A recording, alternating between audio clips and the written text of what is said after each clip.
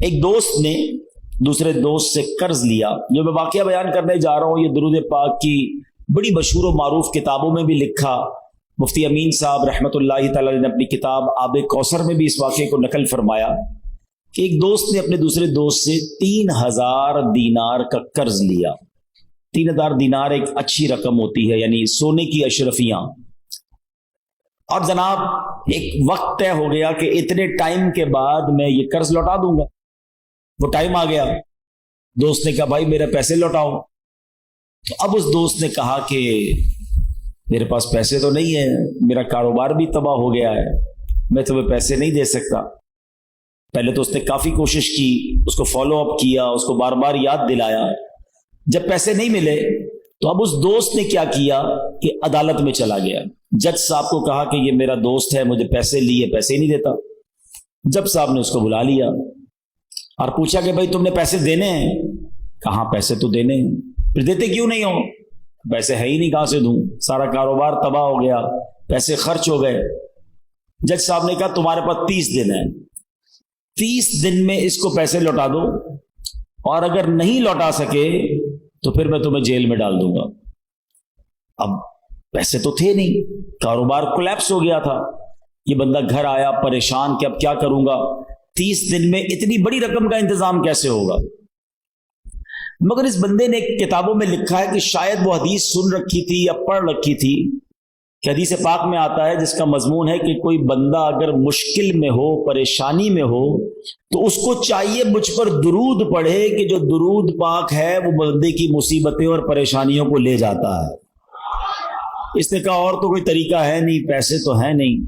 صبح سے لے کر شام تک درود پڑھنے لگا. 27 دن گزر گئے، 28ویں رات آ گئی.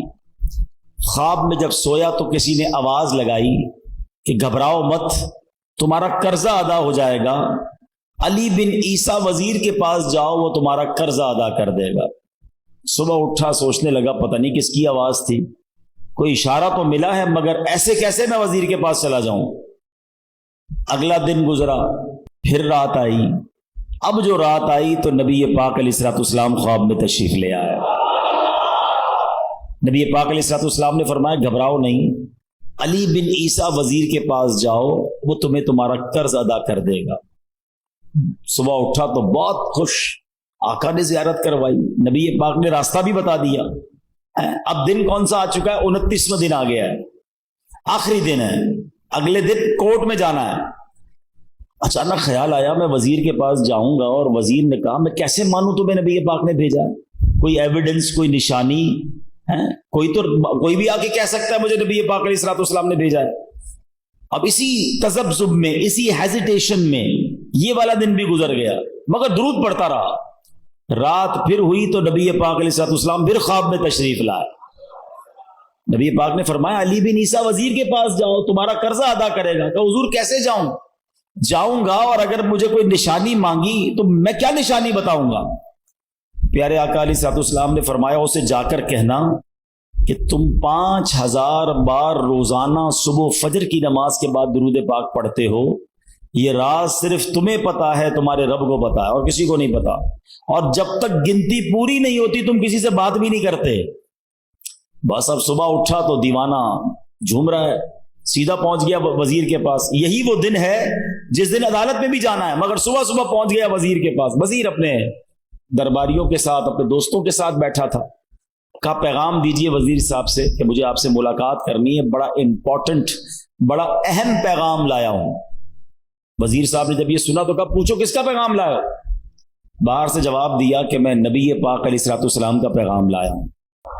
اب وزیر تھا تو عاشق رسول، فوراً اندر بلایا کہ فرمائیے کیا پیغام ہے؟ کہ نبی پاک علیہ الصلوۃ والسلام نے تمہارے پاس بھیجا ہے اور 3000 دینار مجھ پر قرضہ ہے، آپ میرا قرضہ ادا کر دیں. تو وزیر صاحب نے کہا بات تو بڑی زبردست ہے، لیکن اگر کوئی نشانی ہو. کہا خالی ہاتھ نہیں بھیجا، آقا نے نشانی بھی بتائی ہے. کہا بتائیے نشانی کیا ہے؟ کہا نشانی یہ ہے کہ آپ روزانہ صبح فجر کی نماز کے بعد 5000 بار درود پاک پڑھتے ہیں، اور یہ راز صرف آپ کو معلوم ہے، آپ کے رب کو معلوم ہے. وزیر تو جھوم اٹھا نا، اس کے تو درود پاک مقبول ہو گئے. کہتا مرحبا یا رسول اللہ, اپنے کمرے میں گیا, واپس آیا, 3000 دینار نہیں, وہ 9000 دینار لے کر آیا. کہتے پہلے 3000 تو نبی پاک کا حکم, آقا کا حکم سر آنکھوں پر, لبیک یا رسول اللہ, یہ لیجئے. دوسرے 3000 آپ نے میرے گھر تک قدم رنجا فرمایا, اتنی پیاری خوشخبری سنائی, یہ اس کا تحفہ ہے. تیسرے 3000 لیجئے کہ اب اپنے بچوں کے لیے اس سے کوئی کاروبار وغیرہ شروع کریں اور ایک وعدہ بھی کر کے جائیں. اب زندگی میں آپ کو جب بھی کوئی کام پڑے نا, آپ نے کہیں اور نہیں جانا, مجھے خدمت کا موقع دینا ہے. اللہ اکبر, یہ دیوانہ تو خوش. اب پہنچ گیا عدالت میں.